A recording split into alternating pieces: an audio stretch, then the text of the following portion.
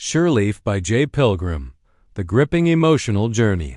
Step into the shadows of redemption and resilience.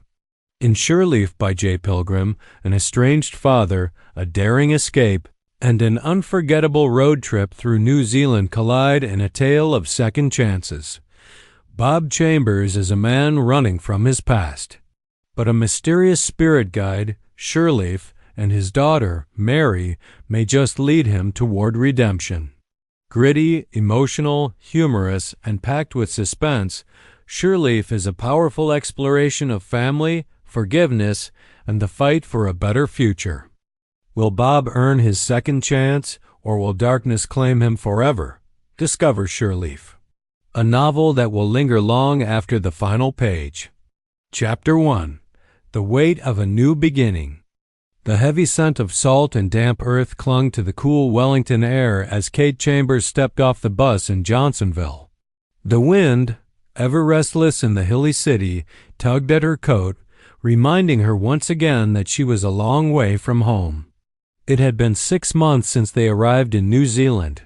6 months of adjusting, of surviving, of trying to find a place in a land that felt both promising and indifferent. They had left London for a reason. Bob, her husband, had convinced her that a fresh start was the only way forward. He had lost his last stable job at a warehouse due to his drinking and gambling habits, and debt collectors had begun sniffing around their rented flat in East London. New Zealand seemed like the kind of place where they could start again, free from past mistakes. Kate, ever the hopeful one, believed in second chances.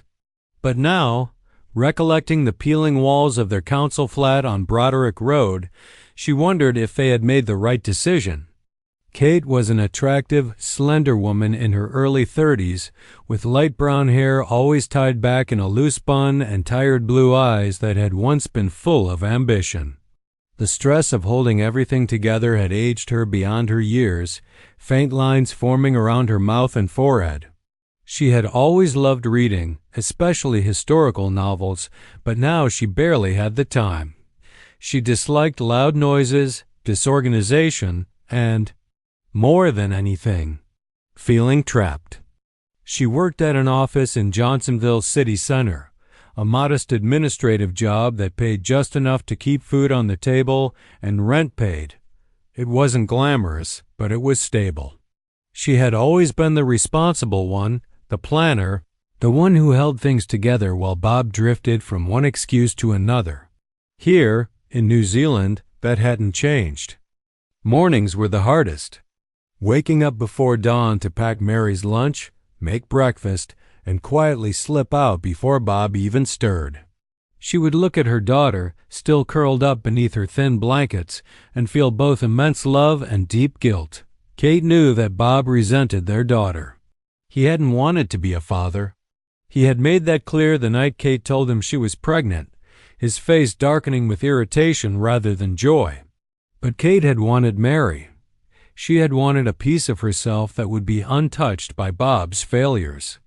A reason to keep moving forward. The next morning, Kate glanced at the time. If she lingered any longer, she would be late. With a sigh, she gently shook Mary awake, helping her daughter slip into her school uniform. Mary rubbed her sleepy eyes but didn't complain. After a hasty breakfast, the two of them walked in silence toward the school, Kate holding Mary's small hand in hers, the warmth grounding her.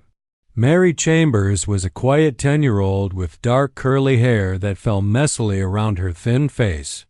She had her mother's blue eyes but none of her confidence. Small for her age, she often felt invisible, and she had learned to prefer it that way. She loved drawing. Her sketchbook was her prized possession, but she disliked school where she struggled to fit in. More than anything, she hated the way her father looked at her like she was a mistake. As they neared the school gates, Mary hesitated, her grip tightening. "Do I have to go today, Mum?" she asked in a small voice.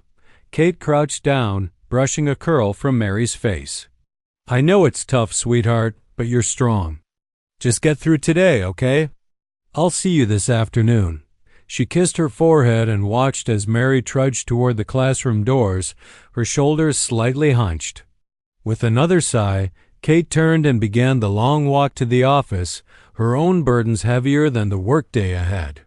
She left behind a home that didn't feel like one and a daughter she desperately wished she could do more for. The dead weight. Bob Chambers was a heavy-set man in his late 30s, with unkempt dark hair streaked with premature gray. His once athletic build had given way to a bloated frame from years of drinking and idleness. His deep-set brown eyes carried a perpetual look of bitterness, shadowed by dark circles from sleepless nights spent drinking or gambling. He had once been charming, back when he still had prospects and hope, but now he was a shell of that man. Bob woke up to an empty bed and the taste of stale beer on his tongue. He groaned, rubbing his face before rolling over to check the time. Nearly noon. He should probably get up. But what for? Kate was at work, Mary at school, and he had no obligations beyond existing. He had been on welfare since arriving, a situation he had no plans of changing. Job hunting was for suckers. He had worked enough in London, spent years breaking his back in meaningless jobs, only to lose them to layoffs or his own bad habits.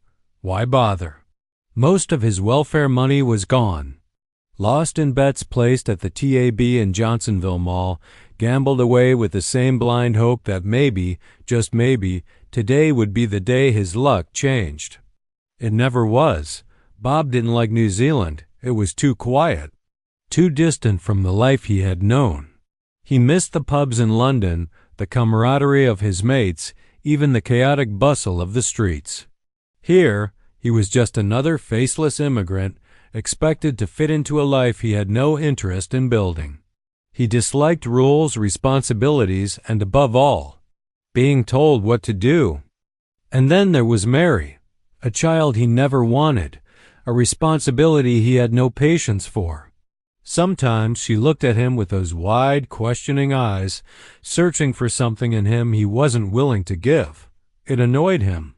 He sat up, rubbing the stubble on his face, and reached for the half-empty bottle of whiskey on the bedside table.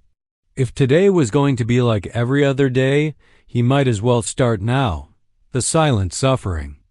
Mary Chambers walked home from school alone. The other kids rushed past her, laughing and talking, but she kept to herself. She had learned long ago that friendships were fragile things, and moving from London had made her an outsider. She missed her old home. She missed the crowded streets, the little park near their old flat, even the pigeons that used to gather outside their window. New Zealand felt lonely. She turned onto Broderick Road, her stomach twisting as she neared their flat. She never knew what kind of mood Dad would be in. Sometimes he ignored her completely. Other times he would snap at her for the smallest things. She had learned to tread carefully, to be as invisible as possible. As she pushed open the door, the familiar scent of alcohol filled her nostrils. Her father was sprawled on the couch, eyes glazed, a bottle resting against his chest. "Where's your mom?" he muttered, barely glancing at her. "At work," she replied softly. He grunted, then turned his attention back to the television. Relief washed over her. At least today, he wouldn't yell. She slipped into her small room, closing the door behind her. She sat on her bed, pulling her knees to her chest. She wished her mom would come home soon. She wished she could talk to someone, anyone. But most of all, she wished things were different. That her dad was different. That she was somewhere else. The cycle. Days blurred into nights. Kate returned home to cook dinner, keeping conversations with Bob to a minimum. Mary would eat quietly, eyes lowered, avoiding her father's gaze. Sometimes Bob was too drunk to engage. Other times, he would make cutting remarks that Kate had learned to absorb like an old, worn-out sponge. Kate saved as much money as she could, hoping for an escape. She knew Mary deserved a different life, but the weight of practicality kept her anchored. She had no family here, no support system, only her own will to keep pushing forward. Mary spent her nights reading under the covers, escaping into stories of distant lands and brave heroines. Books became her sanctuary, a world where she could forget the reality pressing down on her. Bob, meanwhile, continued his descent. The welfare money never lasted. Kate suspected he was borrowing from strangers, a dangerous game she feared would one day explode. He blamed New Zealand for his problems, but deep down, Kate knew he had been like this long before they arrived, and so the cycle continued. A family bound by circumstance, each dreaming of a different future, yet unable to break free from the weight of their past. But in the shadows of their fractured home, something had to give. And when it did, nothing would ever be the same again. Their lives continued in this fragile balance. Kate working herself to exhaustion, Bob sinking deeper into his vices, and Mary enduring the weight of a childhood stolen by circumstance. New Zealand was supposed to be their fresh start. Instead, it was another chapter in a story that felt all too familiar. But even in the darkest corners, hope flickered. And for Mary, that hope was the only thing keeping her from being lost entirely. That night, Bob stumbled through the front door, reeking of liquor and frustration. Kate was at the dining table, her forehead resting in her hands, while Mary quietly sat in her bedroom, reading beneath the dim glow of a small lamp. "You spent it all again, didn't you?" Kate's voice was low but sharp, filled with exhaustion rather than surprise. Bob kicked the door shut behind him, tossing his coat onto the couch carelessly. "It's my money," he slurred. "I do what I want with it." "It was supposed to last the week, Bob," she said, rising to her feet. "What are we supposed to do now? What is Mary supposed to do?" Bob scoffed, waving a dismissive hand. "Always with the nagging. Always with the complaining. Maybe if you weren't such a bloody bore."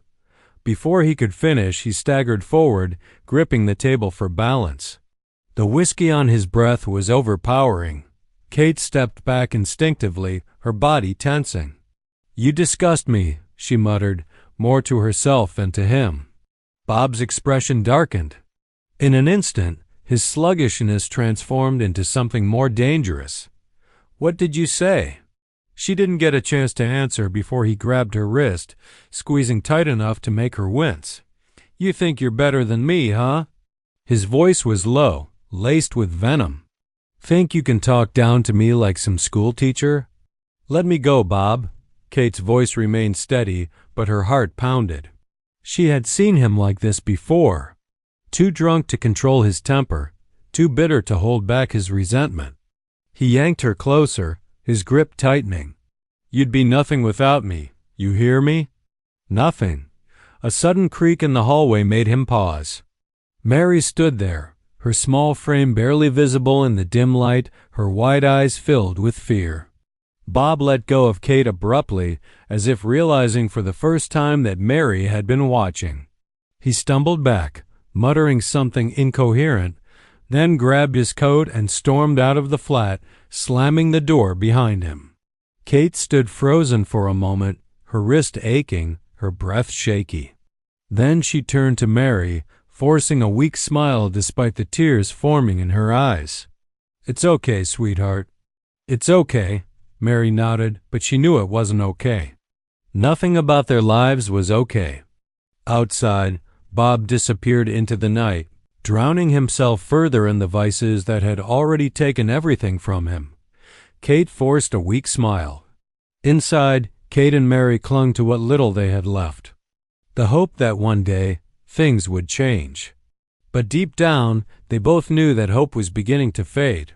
Kate sat in the dimly lit kitchen, rubbing her wrist absently. Mary lingered nearby, pretending to be strong. "I'm sorry, Mom," she whispered. "It's not your fault, love," Mary nodded, but she knew it was. Bob had never wanted her, and deep down, she wondered if things would have been easier if she had never been born. Outside, the wind howled against the windows, and inside, mother and daughter sat in silence, bound together by love and fear, wondering how much longer they could endure. Be sure to continue into the next chapter. Remember to like, share, subscribe, and comment. See you in the next episode.